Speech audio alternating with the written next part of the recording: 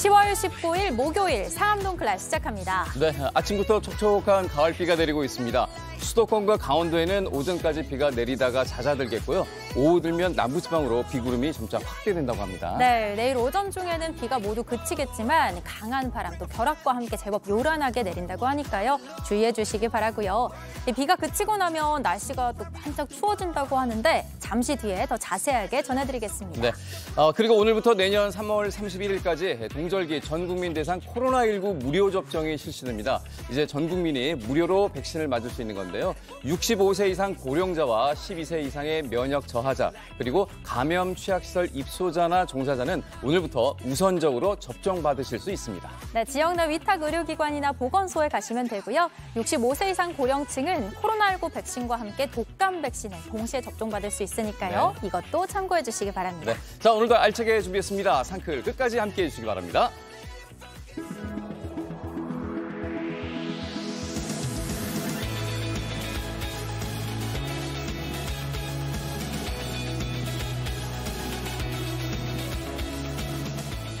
네, 생방송 상암동 클래스 유튜브 JTBC 뉴스 채널이나 네이버 뉴스 페이지에서도 실시간으로 함께 보실 수 있습니다. 도시락 이슈 이재승 기자, 김태인 기자 함께 보고 있습니다. 안녕하세요. 네, 안녕하세요. 안녕하세요. 네. 안녕하세요. 네, 오늘도 꼭 알아야 할 소식들 알기 쉽게 전해드리는 도시락 이슈로 시작을 해볼 텐데 네.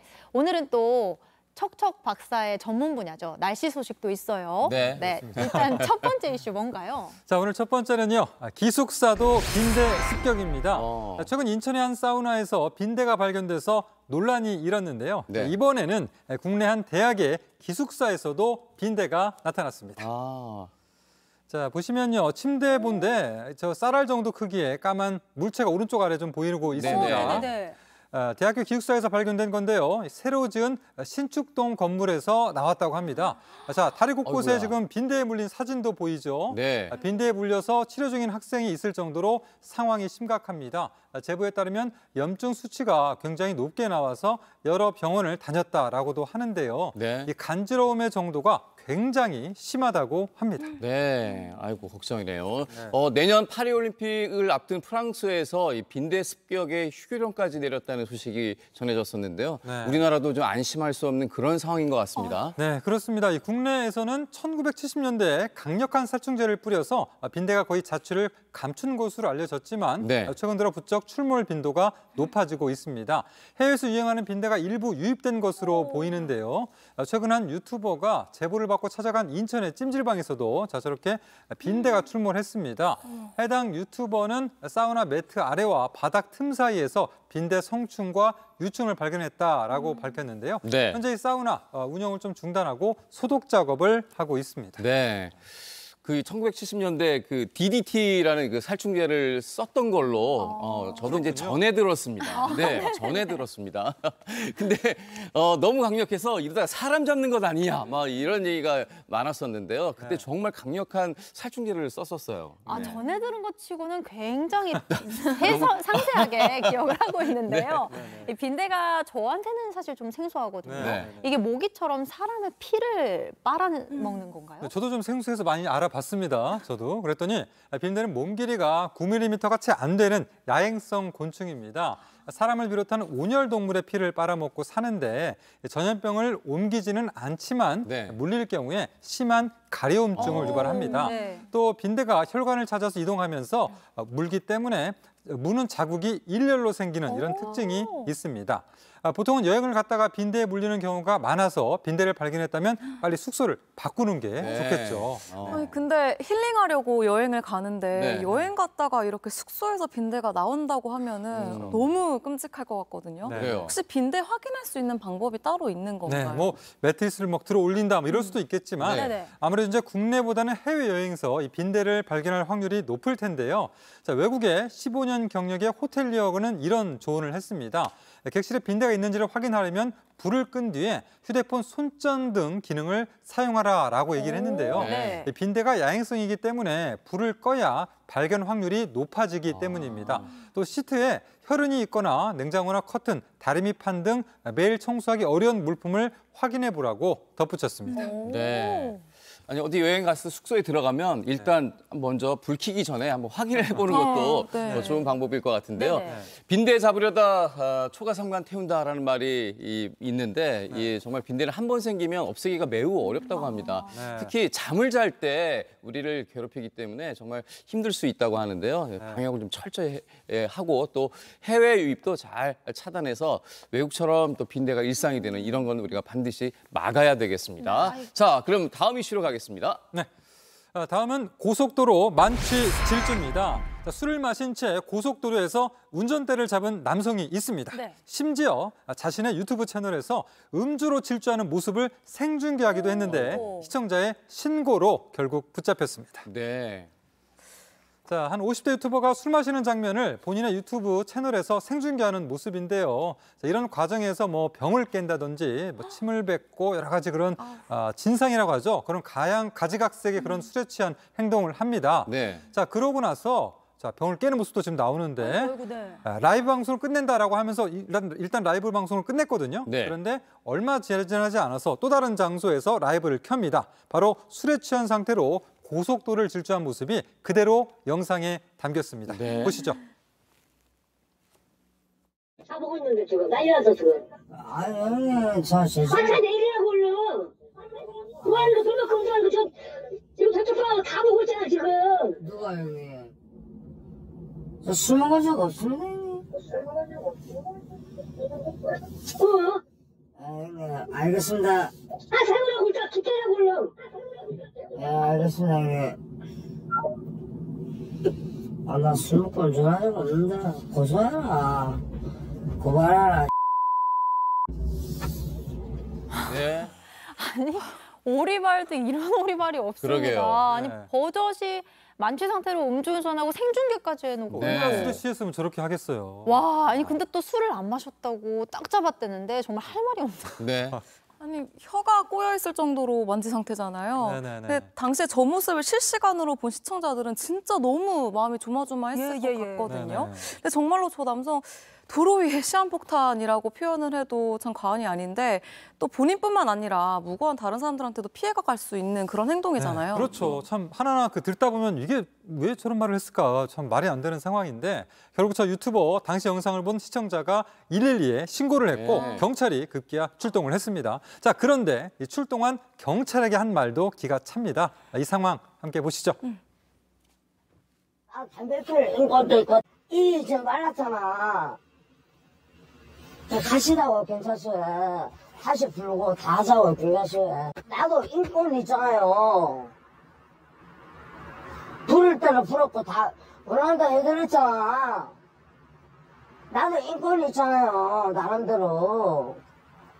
하자고요. 가서 나도 뭐 할 거 하고 미안할 거 미안하고 풀 거 하자고요. 네. 네. 할 말은 많으신 것 같아요, 보니까. 뭐 담배 피고 싶다는 등 또 인권을 또 운운하면서 경찰에게 항의하는 모습인데, 인권을 여기에 쓰는 거는 뭐 맞지 않고요. 네. 만약 이 교통사고도 났으면은 이 피해자가 얼마나 억울한 상황이었겠습니까? 오히려 이제 만취 운전으로 인한 이런 인명 피해가 없는 상황이어서 일단 뭐 다행이라고 생각해야 되겠습니다. 다행인 상황이겠죠. 네. 자, 우리나라는 특히나 이 음주운전 재범률이 좀 매우 높은데요. 당장 6회 이상 음주 전력이 있는 재범자가 지난 2022년에만 1,100여 명이었습니다. 일각에서는 음주운전을 하면 자동차 보험료를 크게 올려야 한다든지 또 자동차 잠금 장치를 부착하자는 이런 주장도 나오고 있습니다. 음주운전이야말로 한 번도 안 한 사람은 있어도 한 번만 한 사람은 없는 그런 게 아닌가 싶기도 하고요. 그러니까 얼마나 이 음주운전에 대해서 대수롭지 않게 생각하는 사람이 많다는 건지 참 놀랍기도 하고 안타깝습니다. 참 음주운전은 절대 안 된다는 거 다시 한번 강조드리고요. 다음 이슈 전해주시죠. 자, 다음은요. 1일 날씨정이 전해드립니다. 추위 부르는 가을비입니다. 자, 오늘 오전에 중부지방 중심으로 가을비가 내리고 있습니다. 자, 이번 비는 좀 짧고 요란하게 내리는 특징이 있는데요. 이번 비가 내린 뒤에는 반짝 추위도 찾아오겠습니다. 자, 레이더 영상 보실까요? 자, 오늘 오전 아침 무렵이죠. 기상 레이더 영상입니다. 자, 수도권 등 중부지방에서 동서로 길게 지금 비구름대가 자리 잡고 있는 모습이죠. 네. 조금씩 들어오면서 아래로 내려가고 있는데요. 따라서 오늘 오전까지는 주로 중부지방에 비가 내리고 저 길쭉한 비구름대가 남쪽으로 내려가면서 오후에는 남부지방에서도 차츰 비가 시작되겠습니다. 자, 전국적으로는 양은 5에서 40mm 정도가 되겠는데 지역적으로 편차가 크겠습니다. 네. 뭐 요즘에 아침 저녁으로 이제 쌀쌀하고 그래도 낮에는 좀 더운 그런 느낌이 분명히 있었는데 이게 이제 이 비 이후에는 좀 달라진다는 얘기가 되겠네요. 네, 그렇습니다. 봄비는 조금 내릴 때마다 기온이 오르고 가을비는 내릴 때마다 기온이 떨어진다라는 이런 말이 있는데요. 자, 이맘때 비가 오는 건 가을비죠. 북쪽에 찬 공기가 내려오면서 또 남쪽에 온난한 공기가 부딪히면서 비구름이 발달하기 때문인데요. 자, 실제로 오늘 아침에 서울 최저기온 16.6도였습니다. 그런데 내일은 9도, 또 주말인 토요일 5도까지 아침 기온 곤두박질 치겠습니다. 네. 자, 낮 기온도 이미 오늘 비가 내리면서 서울 낮 기온 19도로 어제보다 낮은 거거든요. 근데 앞으로도 점점 더 낮 기온은 낮아질 것으로 보입니다. 네. 가을을 맞아서 뭐 단풍 구경 가시는 분들 아마 많을 거예요. 네. 지난 화요일에 서울 북한산에도 이제 그렇죠. 첫 단풍이 관측이 됐고 네. 이번 주말에 산 찾는 분들 정말 많을 것 같은데 네. 올해 단풍은 언제가 제일 절정을 이룰까요? 네, 단풍은 이제 조금 기온이 내려갈 때 점점 더 단풍이 좀 짙게 만들어지고 있는데 네. 단풍 절정 시기는 첫 단풍 이후에 2주 정도 지난 후에 나타납니다. 자, 강원도에서는 설악산과 오대산 등이 10월 20일에서 23일 사이 절정을 보이겠고요. 그 밖의 지역은 10월 30일을 전후해서 산 전체가 단풍 옷으로 갈아입겠습니다. 네. 자, 그야말로 이제 본격적으로 이제 단풍 시즌도 산행철인데 네. 단풍철이 이제 시작이 되면서 많은 분들이 산을 향합니다. 네. 그런 만큼 이 산에서 사고도 좀 많이 발생하거든요. 참 주의할 게 많은 그런 또 시기이기도 해요. 네, 그렇습니다. 이 등산하다가 안타깝게 목숨을 잃는 사람이 우리나라에서 매년 100명가량, 100명 수준이라고 합니다. 예. 자, 이러한 사고를 막기 위해서는 몇 가지 명심할 게 있는데요. 자, 무엇보다도 들어가지 말라고 하는 곳은 가선 안 되겠습니다. 그렇죠. 영상 보실까요? 자, 들어가지 말라는 계곡에 자리를 펴고 저렇게 누운 남성이 보입니다. 정해진 탐방로를 벗어난 건데 이러다가 또 다치거나 조난을 당하기도 쉬울 수 있습니다. 네. 최근 2년 동안 192명이 산에 오르다가 목숨을 잃었습니다. 동네 산이라고 만만하게 생각해서는 안 된다는 그런 것들 명심하시면 좋겠는데요. 네. 구조대원 이야기 들어보시죠. 중간중간에 이런 샛길들이 보이거든요. 이 길을 보시면 이제 사람들이 많이 밟고 지나가잖아요. 그래서 이제 원래는 다니시면 안 되고 지금 위험한 길인데 저렇게 뭔가 사람이 다녀갔던 길인가 싶다고 함부로 가면 안 되겠네요. 네, 그러니까 그렇죠. 꼭 정해진 등산로를 이용을 해야 되고 그리고 또 산에 가면 특히 내가 생각하는 것보다 해가 되게 빨리 지는 그래요. 느낌, 네, 금방 네. 어두워지잖아요. 그렇죠. 그러니까 하산도 좀 서둘러서 해야겠죠. 그렇습니다. 좀 해가 중천인 것 같아도 가을엔 특히나 하산을 좀 서둘러야 됩니다. 특히 이번 주말에는 기온도 크게 떨어지기 때문에 주의를 해야 되겠는데요. 이 산악 사고 중에서는 실족이 가장 많은데 특히 50대가 많이 다칩니다. 네. 자, 이 상황도 한번 왜 그런지 들어보시죠. 네. 체력이 거의 소진된 상태에서 내려가시기 때문에요. 다리에 힘이 풀려서 많이들 실족해서 사고가 나는 경우가 많습니다. 자, 결국 그 체력에 맞는 등산 코스를 선택해야 하고요. 자, 50대와 달리 좀 20대는 조난되는 경우가 많습니다. 실족보다는 조난되는 경우가 많은데 모르는 길을 호기롭게 들어갔다가 길을 잃고 헤매게 되는 이런 경우가 만들어지는 거죠. 네. 자, 어쨌든 저는 이제 실족을 조심을 하도록 하겠습니다. 저는 조산을 조심하겠습니다. 저는 뭐 둘 다 조심할까요? 네, 정말 조심해야 되겠어요. 이 나이대별로 조난 유형이 달라지는 것도 우리가 알게 됐는데 혹시 산속에서 조난을 당하거나 다쳤을 땐 무리하게 움직이지 마시고요. 이 스마트폰 GPS 기능을 켠 뒤에 도움을 요청하는 것이 가장 좋다는 것도 우리가 상식적으로 항상 알고 있으면 좋을 것 같습니다. 네. 자, 그럼 이어서 지금 이 시각 모바일에서 가장 화제가 되고 있는 소식 전해드립니다. 김태인 기자. 네, 산끌이 뽑은 광끌이 뉴스입니다. 지금 누리꾼들은 과연 어떤 뉴스와 소식에 관심을 갖고 있는지 한번 살펴보도록 하겠습니다. 첫 번째 소식은요. 파출소에 찾아온 여성 갑자기 돌변하더니입니다. 경찰이 공개한 CCTV 영상입니다. 늦은 시각 한 여성이 택시에서 내리는데요. 이 여성이 내린 곳은 다름 아닌 파출소입니다. 자주 찾았던 파출소인 것 같은데 익숙하게 파출소에 들어오더니 한쪽에 자리를 잡기도 합니다. 그리고 경찰과 여유롭게 대화도 나누는 모습을 지금 볼 수 있어요. 이렇게 보면 뭐 특별한 일이 있어서 온 것 같진 않아 보이고 뭐 대화도 이제 안 하고 있는데 자리에 계속 앉아 있네요? 네, 자리에 저렇게 한참을 앉아 있었는데요. 그런데 이 여성 갑자기 가방에서 뭔가를 주섬주섬 꺼냅니다. 신문지 뭉치가 나오고 이 뭉치를 벗겨내는데 네, 보셨어요? 다름 아닌 흉기였습니다. 그러더니 갑자기 다 죽이겠다면서 밖으로 나가려고 하는데요. 놀란 경찰들이 순식간에 여성을 막아섭니다. 네, 지금 경찰관들이 당황하지 않고 삼단봉으로 칼을 들고는 손을 내리쳐서 제압을 하는 장면이 지금 나가고 있어요. 네. 다행히도 칼은 바닥에 떨어졌고 이 여성은 놀란 건지 순간적으로 멍하게 서 있는 모습도 볼 수 있는데요. 경찰들은 이 여성을 현행범으로 붙잡았습니다. 경찰 조사 결과 70대인 이 여성은요, 지난해 100건 정도의 허위 신고를 해왔다고 해요. 네. 경찰이 자신의 신고 내용을 믿어주지 않으니까 불만을 품고 이런 행동을 한 것으로 알려졌습니다. 누리꾼들은 경찰관들 앞에서까지 흉기를 꺼내들다니 파출소가 아닌 병원에 가보셔야 할 듯이라면서 반응을 보였습니다. 네. 다음 소식은요. 캥거루 맨손 제압, 반려견 구한 견주입니다. 근육질의 캥거루 한 마리가 물속에서 개 뒷목을 잡고 있습니다. 개를 구하려는 견주가 이제 순식간에 캥거루를 맨손으로 공격하는 모습 지금 나오고 있습니다. 네, 보셨죠? 캥거루 덩치가 지금 상당히 되게 크거든요. 네. 네, 지금 위험한 상황이 계속 이어지고 있습니다. 그러네요. 네, 팔을 들어서 막 반격하는 모습도 지금 볼 수가 있고요. 네. 다행히도 찰나의 순간에 이제 캥거루가 붙잡고 있던 개는 빠져나왔고요. 캥거루와 견주가 지금 대치하기도 했어요. 이 일초즉발의 상황인데 견주는 캥거루에게 물을 뿌리면서 강가 쪽으로 도망쳐 나왔습니다. 아까 그 캥거루의 이제 몸이 좀 비춰졌는데 그 근육질에 너무 단단해요. 네. 일단 반려견이랑 견주 모두 무사해서 다행인데 견주는 피가 날 정도로 손에 좀 부상을 입었다고요? 네, 꽤 상처를 입었어요. 이 캥거루와 아찔했던 결투를 벌인 견주는요, 경찰 출신의 호주 남성인데요. 그가 촬영한 아찔했던 이 당시 상황이 담긴 영상은 온라인에서 빠르게 퍼졌습니다. 네. 자, 그런데 호주에서 이렇게 좀 캥거루가 사람이나 반려동물을 공격하는 일 드문 일이 아니잖아요? 네, 드문 일이 아닙니다. 다른 영상도 하나 더 있는데 함께 보시죠. 캥거루가 개 목덜미를 지금 꽉 붙잡고 있는 모습인데요. 이를 본 견주가 다급하게 뛰어갑니다.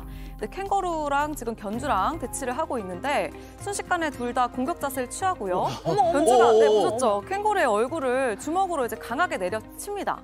캥거루는 당황한 듯이 좀 이렇게 순간 얼어붙는데요. 복싱을 하는 것 같네. 네, 사람들이 복싱을 하면서 싸우는 것 같아요. 발로도 차고요. 네, 이렇게 호주에서 캥거루가 사람이나 반려동물을 공격하는 영상을 종종 접할 수가 있는데요. 호주 현지 전문가들은 야생동물인 캥거루가 인간과 개를 포식자로 인식해서 공격 태세를 취하는 거라고 설명했습니다. 영상을 본 우리 누리꾼들은 캥거루 근육 좀 봐라, 꿈에 나올까 두렵다, 캥거루의 탈을 쓴 사람 같다 등의 반응을 보였습니다. 마지막 소식 살펴보겠습니다. 마지막 소식은요. 공중부양하듯 MZ세대가 걷는 법입니다. 한 남성이 골목길에서 크게 원을 그리면서 걷습니다. 마치 공중부양을 하는 것처럼 발이 잘 안 보이는데요. 어떻게 하는 건지 발재간이 보통이 아닙니다. 너무 신기하죠? 이 남성은 한국인 틱토커로 알려져 있는데요. 이 영상은 올린 지 사흘 만에 1억 회가 넘는 조회수를 기록하게 됐습니다. 이 남성이 보여준 이 움직임 다름 아닌 슬릭백이라는 춤이라고 합니다. 해외에서 동영상 플랫폼들을 중심으로 유행하고 있는 춤인데요. 양발을 앞뒤로 빠르게 교차하면서 마치 스케이트를 탄 것처럼 바닥에 미끄러지듯 옆으로 움직이며 추는 춤입니다. 전 세계적으로 이 춤이 유행을 하면서 최근에 국내에서도 젊은 층을 중심으로 이 슬릭백을 추는 챌린지 열풍이 불고 있습니다. 찾아보니까 슬릭이라는 단어가 그 뜻이 매끄럽다 이런 의미가 있더라고요. 매끄럽게 추는 춤이라서 이런 이름이 붙은 것 같긴 한데 찾아보니까 유래를 좀 알고 싶은데 안 나오더라고요. 혹시 이 춤 누가 언제 처음 시작한 건지 아는 분들 계시면 좀 연락 부탁드립니다. 너무 궁금해요. 누리꾼들은요, 신발에 바퀴 달린 줄 정말 신기하다, 마이클 잭슨 문워크 이후로 기발한 춤 등의 반응을 보였습니다. 저 오늘부터 저거 연습해볼래요. 저도 한번 해보겠습니다. 나중에 보여주세요, 그럼. 네, 오늘 준비한 소식은 여기까지입니다. 강크리 뉴스는 여러분들의 사연과 소식을 기다립니다. 옆으로 나가고 있는 전화번호, 카톡 제보 채널, 그리고 메일 주소로 언제든지 편하게 연락주세요. 지금까지 상크리 뽑은 강크리 뉴스였습니다.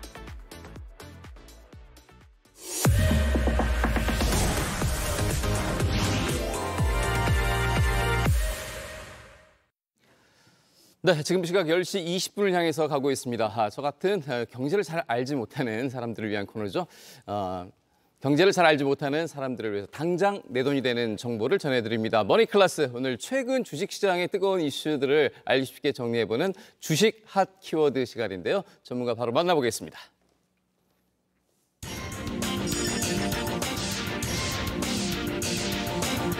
경제 맥을 짚어주는 도사님, 정철진 경제평론가와 함께 오늘도 주식시장의 맥을 한번 짚어보겠습니다. 안녕하세요. 안녕하십니까. 예. 자, 뭐 따끈따끈한 키워드부터 바로 살펴보면서 시작하도록 하겠습니다. 자, 네, 한국은행 기준금리 동결. 이거 뭐 조금 전에 10월 금융통화위원회가 열렸는데요. 우리나라 기준금리가 또 동결이 됐습니다. 그렇습니다. 예상한 대로였습니다. 네. 현재 우리나라의 기준금리는 연 3.5%였었는데요. 네. 한 번 더 동결을 했습니다. 그래서 6개월속, 6번 연속 동결을 하는 그런 상황이 됐었고요. 이렇게 되면서 우리가 계속 이 표 많이 보여드렸었죠. 네. 우리의 기준금리는 3.5%, 미국은 5.5%. 기준금리입니다. 이건 네. 중앙은행이 결정하는 2%포인트를 이제 유지하는 이런 상황이 됐었는데 현재 상황을 놓고 보면 네. 우리가 기준금리를 올린다라는 그런 것은 역설적으로 말하면 올릴 만큼 해당 경제가 버틸 수 있다. 튼튼하다. 뭐 이런 겁니다. 네. 근데 미국과는 달리 우리나라는 현재 상황이 그렇게 녹록치가 않거든요. 그렇기 때문에 분명 물가적인 부담이 존재합니다. 유가도 다시 지금 꿈틀대고 있고 앞으로 공공요금 인상 이런 것들도 기다리고 있어서 현재 한 번 더 올릴 수 있겠다. 이런 전망도 미미하게 있었지만 네. 우리의 펀더멘탈, 우리의 경제 여건이 아직은 금리 인상을 받아들일 만큼 녹록치가 않기 때문에 역설적으로 이제 동결을 하게 되는 그런 상황이 됐고요. 앞으로 우리는 이제 한 번 남았습니다. 11월 말에 한 번 정도, 한 번 이제 금통위가 더 남아 있고 미국은 이제 12월에 남아 있고 이제 남아 있는데 네. 미국이 11월 초에 금리 결정을 하거든요. 아마 그때를 보고 마지막 남은 11월 금통위에서 뭐 동결을 할지 한 번 더 인상을 할지를 결정하게 될 것 같습니다. 네, 아무래도 우리가 조금 더 어떤 경제적인 어떤 그 기본 틀이 조금 더 좀 강해져야 되는 그런 상황인 맞습니다. 것 같은데요. 네. 우리나라보다 미국이 이제 금리가 이제 높으면 뭐 당연하게도 전 세계 자본이 미국 쪽으로 좀 더 가게 되지 않겠습니까? 네. 네. 그래서 그런지 외국인이 우리나라 이 주식을 그동안 좀 많이 파는 그런 분위기였죠. 네, 그렇습니다. 여기서 우리가 좀 명확히 해야 될 게 있는데요. 이제 금리라는 게 두 가지가 존재합니다. 네. 하나는 중앙은행이 오늘 뭐 한국은행이 결정했던 기준금리라는 게 있고 또 하나는 이걸 바탕으로 시장에서 결정되는 시장금리, 채권금리라는 게 있는데 네. 현재는 그동안에 미국이 훨씬 높잖아요. 기준금리가 2%포인트 이상 높음에도 불구하고 우리나라에 있는 달러 자금, 외국인 자금이 안 빠져나갔어요. 그 이유는 기준금리는 벌어졌지만 네. 시장금리는 거의 미국이나 우리랑 비슷비슷한 뭐 4%였었는데 네. 문제는 여러분들도 최근 뉴스를 보셨지만 미국의 국채금리, 미국의 시장금리가 급등하고 있거든요. 그렇죠. 그래서 지금 최근에는 자본이 꽤 많이 빠져나가고 있는데 주식시장에서의 한번 그동안의 수급을 보도록 하겠습니다. 네. 연초부터 여름까지 6월까지를 보면 외국인들이 거의 무지무시하게 많이 샀어요. 거의 12조를 사게 되면서 대한민국 역사상 최고로 많이 사서 왜 이렇게 사지라고 했었는데 그다음부터 보십시오. 6월을 기점으로는 완전히 다른 모습을 보이고 있고 7월 한 달만 해도 거의 2조를 팔아서 그동안에 한 12조 산 것 중에 벌써 거의 한 4조, 5조를 또 팔아놓고 있는 이런 상황이고 앞으로 여기에서 기준금리 차이도 중요하지만 이 시장금리 차이가 더 벌어지게 될 경우 돈은 더 많이 빠져나갈 가능성이 있습니다. 그래서 오늘 같은 경우에도 지금 원달러 환율을 보시면 1,355원, 다시 1,360원을 향해 가는 이런 모습들이 보이고 있기 때문에 지금까지는 뭐 외화자금 유출에 대해서 아직은 괜찮아 했겠지만 지금부터는 상당히 좀 조심해야 될 그런 라인에 들어섰다라는 말씀을 드리고 싶습니다. 그러면은 미국의 국채 금리가 조금 더 올라갈 가능성이 있어 보이시나요? 저는 이 정도에서 좀 멈출 거라고 계속 보고 있는데 네. 이제 4.9%도 넘어갔거든요. 만에 하나 10년물 금리가 5%를 넘어서게 되면 이때부터는 상당히 이제 패닉 위기가 옵니다. 쉽게 생각해서요. 은행 가도 이자를 5% 6% 주는데 네. 굳이 뭐 주식을 한다거나 부동산을 할 이유가 없지 않습니까? 그렇죠. 그래서 이 금리 급등이 굉장히 두려운 상황이어서 앞으로 여러분들은 언제 미국 금리, 시장 금리입니다. 시장 금리. 예, 채권 금리가 떨어지느냐를 보면 될 것 같습니다. 네. 외국인 어떤 투자 이 자본이 또 왔다 갔다 하는 것도 굉장히 중요하니까. 그렇습니다. 아마 금리가 더 오르면 더 많이 빠져나갈 겁니다. 네. 좀 걱정스러운 부분이기도 한데요. 네. 자, 그러면 이제 두 번째 키워드로 이어가 보도록 하겠습니다. 자, 3분기 기업 실적 시즌. 증시 분위기가 전체적으로 이제 안 좋은 뭐 그런 상황인데요. 네. 그래도 이제 반등할 요소를 찾는다면은 역시 이제 실적을 꼽을 수가 있습니다. 네. 이른바 서학개미들이 가장 많이 보유하고 있는 이 테슬라의 실적이 발표가 됐어요. 네. 오늘 새벽에 이제 테슬라와 넷플릭스 양대 산맥 두 기업의 실적이 발표가 됐는데 네. 좀 안타깝습니다. 우선 테슬라부터 보면 어느 정도 예상은 좀 했거든요. 왜냐하면 테슬라가 최근에 자동차 가격을 많이 낮췄잖아요. 그렇죠. 더 많이 팔려고. 그래서 그것이 실적에 고스란히 반영이 됐는데요. 지금 전분기 대비 이익률 모두가 급감한 상황이었었고요. 전년 동기 대비로 보면 수익 네. 같은 경우에는 거의 40% 이상 줄어들었습니다. 네. 매출은 뭐 가격을 깎아줬으니까 좀 늘었으면 좋겠는데 그닥 그렇게 이제 가격 인하 효과가 없어서 테슬라 같은 경우에는 굉장히 실망스러운 성적을 내었고요. 반면에 넷플릭스 같은 경우에는 어닝 서프라이즈가 나왔습니다. 실적도 굉장히 순이익도 좋았었고 이런 OTT 업체가 가장 중요한 게 가입자 아닙니까? 그렇죠. 3분기에 신규 가입자가 네. 876만 명. 전 세계에서 870만 명 이상이 새롭게 넷플릭스를 가입했다고 해서 네. 넷플릭스 같은 경우에는 지금 시간 외에서 주가가 급등하고 있습니다. 네. 투자하신 분들의 좀 희비가 엇갈리는 네, 그런 결과들이 좀 전해졌는데요. 자, 미국에 이어 또 우리나라 주요 대기업도 3분기 실적 발표를 했거나 또 앞두고 있습니다. 네. 우리나라는 좀 분위기가 어떻습니까? 그렇습니다. 어닝 시즌은 뭐 전 세계에서 같이 펼쳐지고 있고요. 우리 어닝 시즌 시작은 삼성전자가 먼저 시작을 했었죠. 네. 삼성전자 같은 경우에는 꽤 선전을 했습니다. 그동안 뭐 1분기, 2분기 1조의 영업이익도 안 됐었거든요. 그런데 드디어 이제 조 단위로 회복하는 그런 모습을 보였었고요. LG전자도 상당히 선전을 했었고 아직 발표를 안 했지만 SK하이닉스 여전히 적자이기는 하나 그 D램 쪽에서는 아마 좀 적자를 끝내지 않았을까. 네. 흑자를 돌아섰을까. 그러니까 조심스럽게. 랜드는 아직도 어렵지만요. 그러나 하이닉스에 있고 현대차 같은 경우가 아마 이번 3분기에 거의 탑이 될 것 같습니다. 네. 영업이익 전망치가 지금 3조 5천억으로 가장 많은 영업이익을 기록한 회사가 될 가능성이 있는데요. 하이닉스와 현대차는 앞으로 실적 나오는 거 확인해 보시죠. 네. 뭐 전체적으로 지금 이제 우리 기업에 대한 분위기를 전해주셨는데 지금 3분기 영업이익이지 않습니까? 네. 4분기에 조금 더 뭐 나아질 어떤 그런 전망은 그러기 있나요? 위한 조건은 두 가지입니다. 네. 앞서도 얘기했지만 미국의 시장 금리인 국채 금리가 어서 빨리 떨어져야 됩니다. 지금 자꾸만 5%를 향해 가는데 이러면 완전 긴축이 네. 되거든요. 돈들이 빠져나오질 않겠죠. 하고 두 번째는 역시 중국이 좀 선전하는 그런 모습이 되겠고요.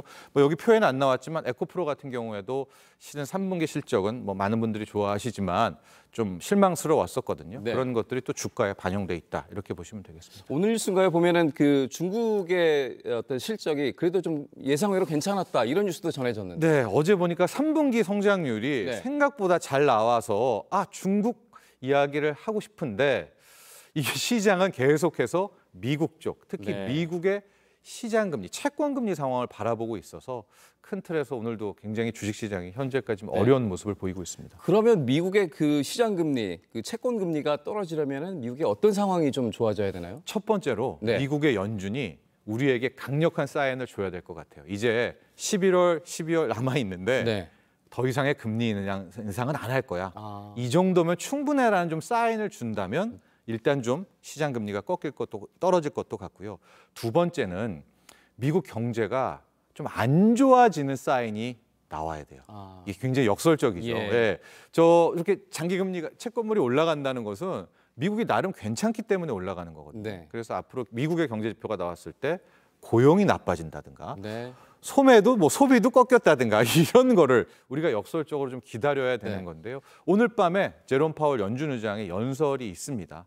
여기에서 과연 파월 의장이 향후 통화 정책에 대해서 어떤 모습을 보일지 한번 관심을 가져보시죠. 살짝 그 희망의 그 사인을 좀 줘야 되는군요. 네, 이제 다 됐다 금리 인상. 그런데 궁금한 게 지금 뭐 이스라엘 정세도 그렇고 또 우크라이나 쪽의 정세도 그렇고 계속 이게 안 좋아지는 분위기지 않습니까? 네. 또 장기화 계속 되고 있고 예. 이런 것들이 그 미국의 경제에도 영향을 분명히 미치지 않을까요? 그렇죠. 미칠 수밖에 없겠고요. 엊그제 같은 경우에 이제 자넷 옐런 재무부 장관이 일종의 추경, 우리나라로 말하면 추경을 네. 한다. 이게 무슨 얘기냐면 우크라이나도 도와줘야 되고 이스라엘도 도와줘야 되니까 앞으로 더 채권을 찍어내서 뭐 추경하겠다. 이것도 금리 급등의 하나의 이유로 작용하고 있거든요. 네. 그렇기 때문에 이제 전쟁 쪽에 대해서 과연 미국이 어떤 입장을 취하느냐도 돌아서 금리에 영향을 줄 것 같습니다. 네.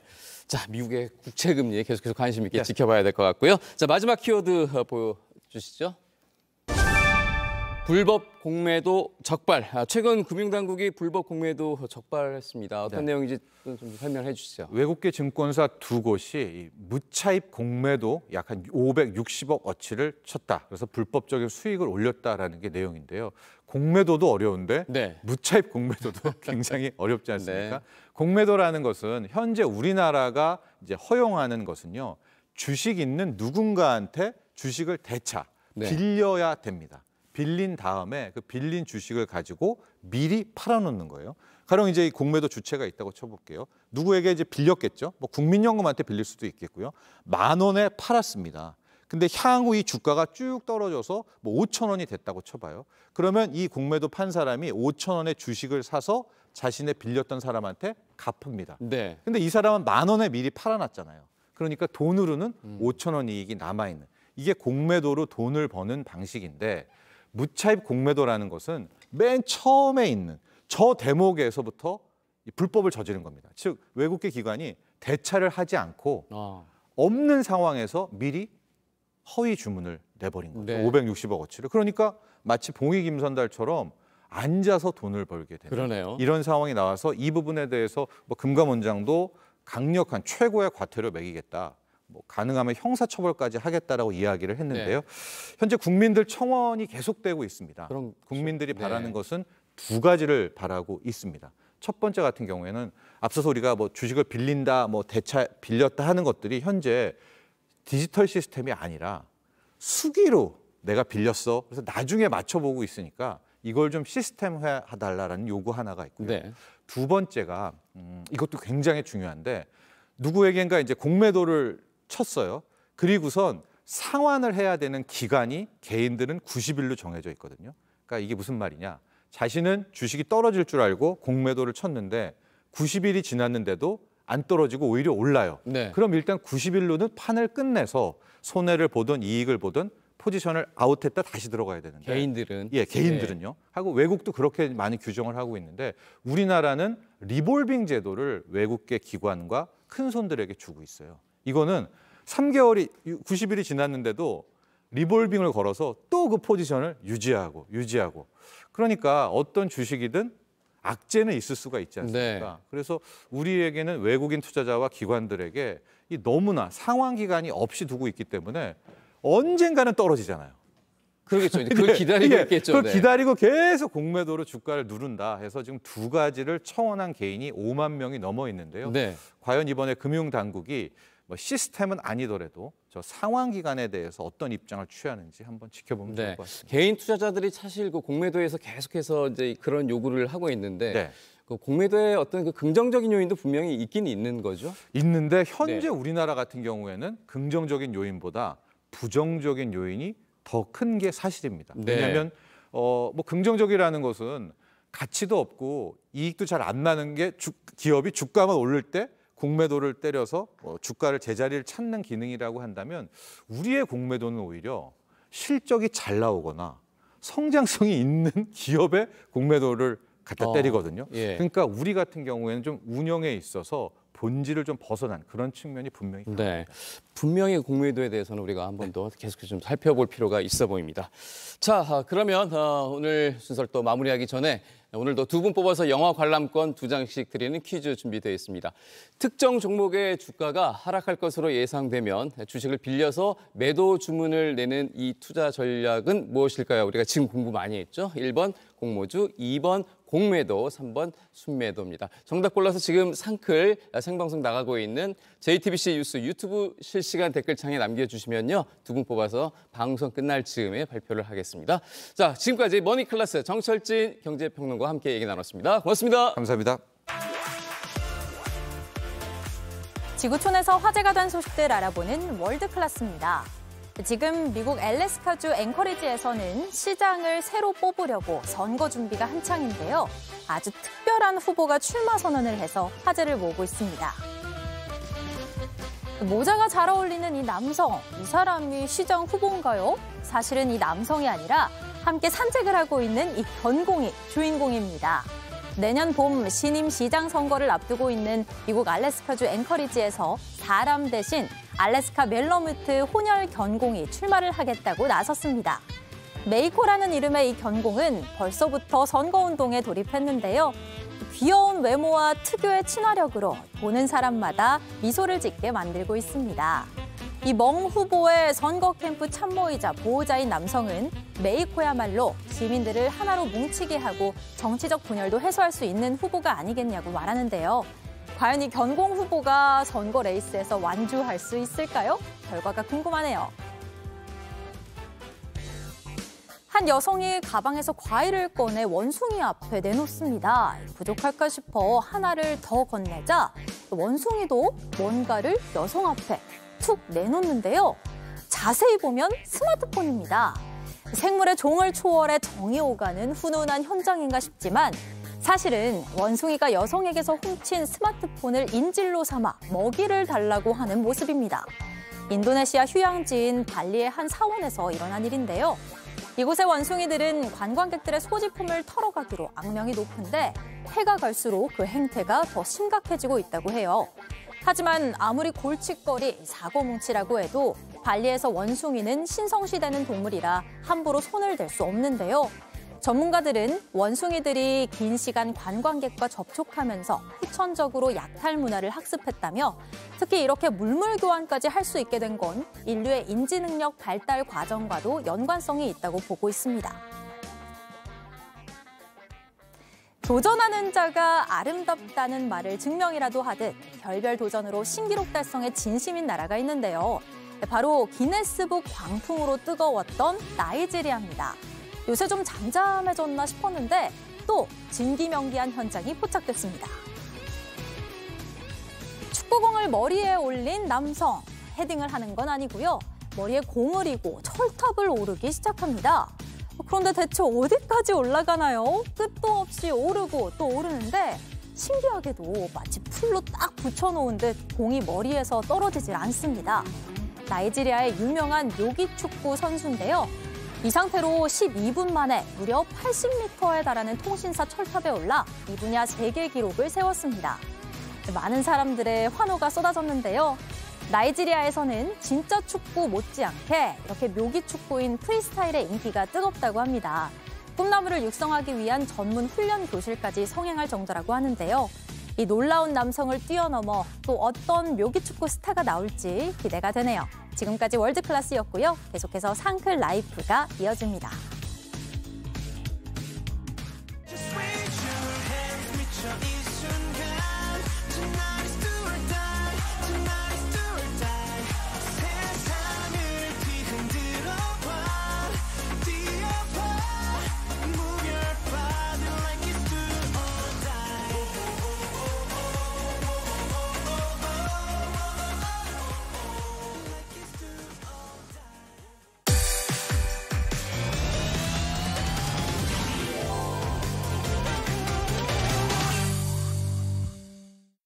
상클 라이프 시간입니다. 매주 목요일은 주말에 볼만한 영화 또 OTT 작품 소개해드리는 시간인데요. 오늘도 우리를 영화 속 세상으로 안내해줄 베테랑 영화 저널리스트 박혜은 더 스크린 편집장 만나보겠습니다. 안녕하세요, 편집장님. 안녕하세요. 네, 비 맞으면서 오셨나요? 그러게요. 비가 쏟아지다가 또 잠깐 소강 상태고 해서 다행히 건강하게 왔습니다. 이게 가을에 또 분위기 있을 때 또 영화 한 편 굉장히 좋죠. 이번 주에 또 어떤 작품이 기다리고 있는지 기대가 되는데요. 첫 번째 작품부터 소개해 주십시오. 네, 처음 소개해드릴 작품은 주말에 몰아보시기 좋은 OTT 작품입니다. 넷플릭스에서 공개가 되고요. 화면으로 준비했으니까 먼저 만나보실게요. 억울해. 가만히 있는 사람 먼저 흔들어 놓은 건 넌데. 지금은 나 혼자 네 마음 갖고 싶어서 미치겠는 게. 원준아, 나 미워하지 마. 그러려고 했는데 그럴 수가 없었어. 휘두라. 어떤 사람이야, 아이돌 이두나는? 와. 와, 수지 씨 작품으로 되게 오랜만에 만나는 것 같은데 저도 수지 씨의 마음을 갖고 싶어서 미치겠습니다. 약간 달콤하죠, 벌써 대사들이. 내일 전편, 20일 날 전편 개봉되는 이두나라는 시리즈예요. 넷플릭스 오리지널 시리즈고요. 한국어, 일본어, 영어, 프랑스어 등 8개 언어로 연재 중인 동명의 글로벌 웹툰 이두나가 원작입니다. 이 수지 씨에게 진짜 딱 맞는 캐스팅이 아닌가라는 생각이 드는데 화려한 K-팝 아이돌 시절을 뒤로 하고 이제 은퇴한 주인공이 이두나 역을 수지 배우가 연기를 했어요.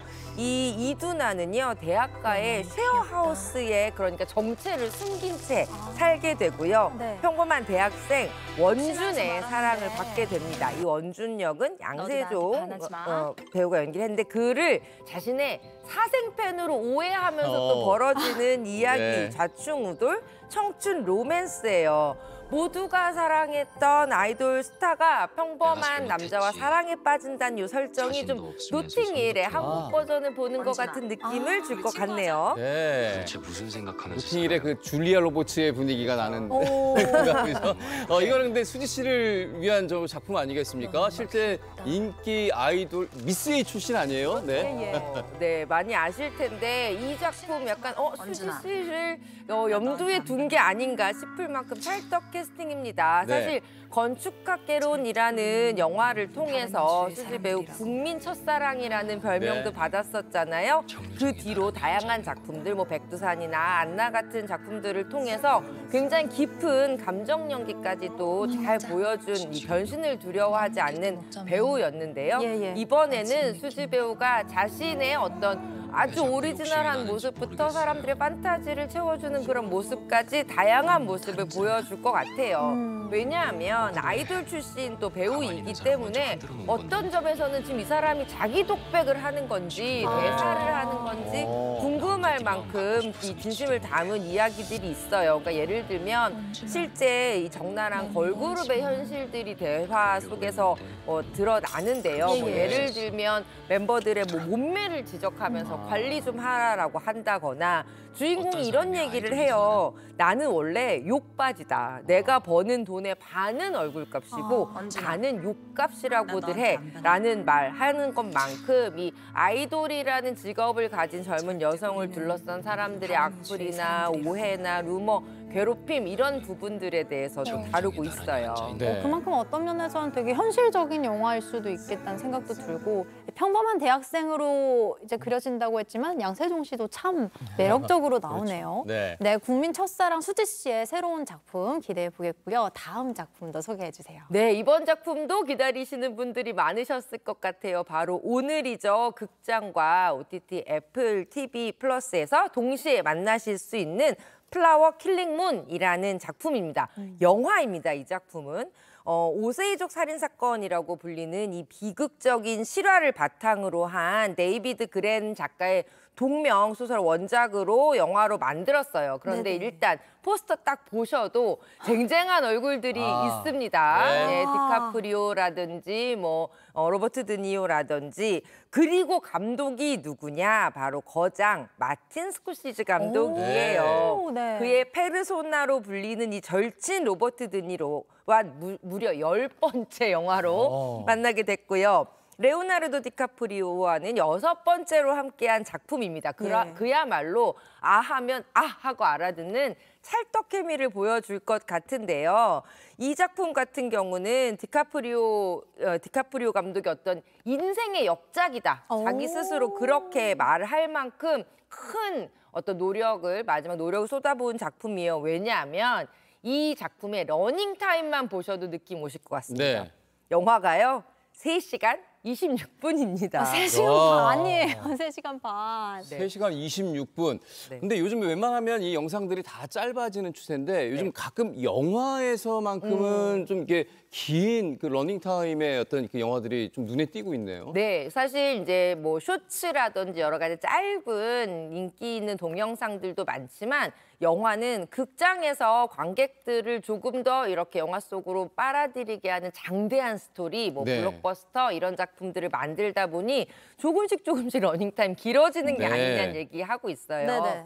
이 작품 같은 경우는 인디언의 착취를 해왔던 미국사를 참회하는 거장의 기록이라고 말씀드릴 수 있을 것 같습니다. 줄거리는요, 1920년대를 배경으로 해요.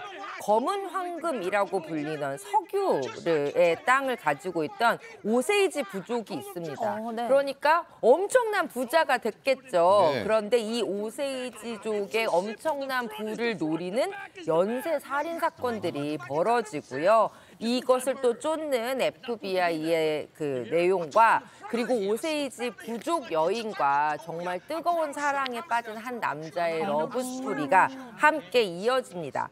주인공 어니스트 역은 레오나르도 디카프리오가 맡았어요. 그리고 삼촌 윌리엄 헤일 역은 로버트 드니로가 맡았는데 이 레오나르도 디카프리오가 원주민 여인 몰리와 만나서 사랑을 하게 되는 남자를 연기하고요. 이 삼촌인 윌리엄 헤일은 이 작품 안에서 그러니까 인간의 탐욕이라는 게 어떠한 죄를 만들어내는지를 보여주는 캐릭터라고 말씀드릴 수 있습니다. 그야말로 배우들의 명연기, 미국의 근현대사를 정말 딥하게 파고드는 작가 감독의 그 끈질긴 시선을 보실 수 있고요. 3시간 26분이란 러닝타임 조금 무섭기는 한데 한 가지 말씀드리고 싶은 건 일단 시작하면 끝날 때까지 쭉 빨려 들어가는 작품이라는 점은 확실합니다. 근데 이런 분들의 어떤 이 영화를 볼 수 있다는 것만 해도 아주 의미가 있을 것 같아요. 그러니까 마틴 스코세지 감독의 역작이다. 또 거장들의 연기도 너무 기대가 되고, 그러니까 이렇게 긴 영화 볼 거니까 영화관 가야지 하시는 분들은 영화관 갈 수 있고, 긴 게 부담스러워서 집에서 볼래 하시는 분들은 애플 TV로 볼 수 있으니까 또 좋을 것 같고요. 다음 만나볼 작품도 또 거장들이 대거 등장한다고요? 이번에는 몸의 거장들입니다. 액션 거장들이 뭉쳤습니다. 화면으로 만나보실게요. To choose this life over friends, over family. It's time to get loud. Now that's what I'm talking about.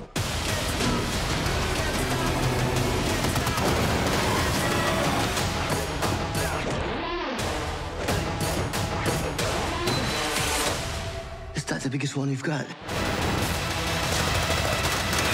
Hold on. 진짜 끊임없이 터지고 또 터지는 이 영화 아주 시원하다라고 얘기할 수 있는지 모르겠는데요. 어떤 작품인가요? 네, 익스펜더블 벌써 4번째 시리즈가 개봉을 했습니다. 어제 18일 날 개봉을 했는데요. 실베스터 스텔론을 시작으로 해서 제이슨 스타뎀, 메간 폭스, 50센트, 토니자, 돌프 룬드그렌 뭐 이런 정말 화려한 출연진들이 함께 뭉친 작품입니다. 사실 줄거리는 늘 간단해요. 세계에 어마어마한 위협이 찾아오고요. 왕년의 이 멤버들, 익스펜더블 멤버들이 뭉쳐서 세계 3차 대전을 막는 연구를 보여주고 있어요.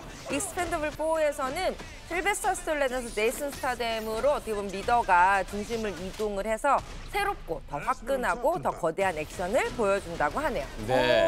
일단 리뉴얼 된다고 하니까 팀이 팀 익스펜더블의 좀 세대 교체 그렇죠. 이렇게 볼 수 있을까요? 예, 새로운 리더를 맡은 이 제이슨 스타뎀 그야말로 전 세계 가장 사랑받는 액션 스타 중 한 명이잖아요. 이번에는 정말 그만의 카리스마뿐만 아니라 권총, 칼 같은 이런 근접 액션, 오토바이 액션, 이런 스턴트 액션 모두 소화하면서 화끈한 케미를 보여준다고 하고요. 네. 또 우리 동양 액션의 레전드죠. 옹박의 토니까지 합류했습니다. 어떤 화끈한 액션을 보여줄지 기대하시면 좋을 것 같아요. 그야말로 육해공을 사로잡는 왕년의 노장들 죽지 않았다 보여주는 액션입니다. 가슴까지 시원하게 해주는 매운맛 액션을 보실 수 있어요. 네. 이게 이렇게 보다 보니까 그 액션의 연기 하나의 장면이랑 음악이랑 굉장히 일치가 돼서 더 재밌는 것 같아요. 네. 자, 화끈한 액션 기대가 되고요. 마지막 작품 간단히 또 소개를 해주시죠. 네, 음악 좋아하시는 관객분들은 이 작품 저는 극장에 꼭 달려가십사 추천드리고 싶습니다. 어제 개봉한 일본 애니메이션인데요. 블루 자이언트라는 작품이에요. 예, 이 블루 자이언트라는 이름 자체가 온도가 엄청 뜨겁게 타올라서 붉은 빛을 넘어서 푸르게 빛나는 별을 뜻한다고 해요. 그리고 무대에서 엄청나게 뜨거운 연주를 펼치는 재즈 플레이어를 이르는 말이기도 합니다. 세계 최고의 이 재즈 플레이어에 도전하는 색소폰 연주자 다이, 그리고 천재 피아니스트 유키노리, 그리고 초보 드러머 슌지가 결성한 밴드 재즈의 고군 분투를 그린 작품이에요. 그런데 이 작품 같은 경우는요, 특히 애니메이션 아이들이 보는 거 아니야? 이렇게 생각하실 수 있을 텐데요. 절대 그렇지 않습니다. 어른들, 특히 음악 밴드를 위한 아주 고품격 애니메이션인데 그래미상을 받은 재즈 피아니스트 히로미가 음악 감독으로 참여를 해서 그야말로 탄탄한 이야기와 귀를 즐겁게 하는 정말 고품격 재즈 선율까지도 즐길 수 있는 작품입니다. 네. 아니, 애니메이션 저희가 많이 봤는데 그 음악 영화 중심의 애니메이션은 좀 오랜만인 것 같아요. 맞아요. 흔치 않은 작품이고요. 그래서 극장에서 그야말로 재즈 콘서트 온 것처럼 정말 즐기실 수 있는 작품이라고 말씀드리고 싶어요. 네, 뭔가 이렇게 재즈 플레이어를 일컫는 블루 자이언트라는 말에 대해서도 이렇게 새로 배워가는 것 같고요. 오늘 청춘 로맨스부터 이렇게 재즈 음악 애니메이션까지 정말 다양한 장르의 작품들 만나봤는데요.